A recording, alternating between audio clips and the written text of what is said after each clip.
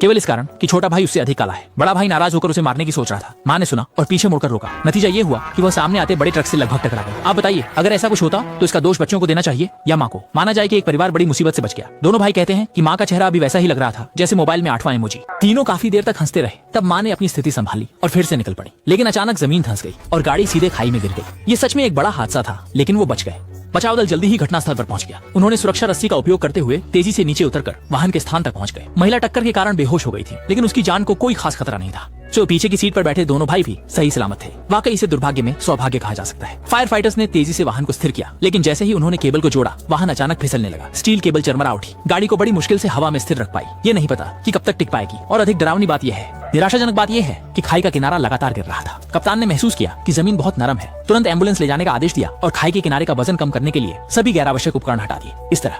इस बीच खाई के नीचे फायरमैन समय के साथ जूझ रहे थे। फिर से स्थान ढूंढकर लोगों को बचाने की तैयारी कर रहे थे। पर इससे पहले कि कुछ और हो, भाई ने फायरमैन से निवेदन किया कि पहले उसके छोटे भाई को बचाया जाए। जब छोटे भाई को बचाकर ऊपर ले जाया गया तो उसने फिर से फायरमैन से कहा कि पहले माँ को बचाया जाए, क्योंकि उसका भाई केवल 9 साल का है और माँ के बिना नहीं रह सकता। कहते हैं संकट के समय सच्चे प्यार की परीक्षा होती है। भाई हमेशा छोटे भाई को तंग करते हैं, लेकिन जब जीवन मरण का सवाल आया, वह छोटे भाई के लिए एक मजबूत समर्थन बन गया। जब माँ को भी बचा लिया गया तब अंततः उसकी बारी आ गई थी। लेकिन तब तक चट्टान बड़े पैमाने पर धंसने लगी। कप्तान ने आदेश दिया कि कार को तैयार रखें। साथ ही वायरलेस पर जोर से पुरानी ची को बुला रहे थे, अब तुरंत ऊपर आने की तैयारी करें। 1 सेकंड में देरी नहीं कर सकते। जैसे ही ओल्ड ची का संकेत मिला, एडी ने तुरंत केबल को काट दिया और गाड़ी तुरंत खाई में गिर गई। जमीन अंततः धंसना बंद हो गई। तीनों परिवार के सदस्य सुरक्षित रहे और उन्होंने एक रोमांचक दिन गुजारा।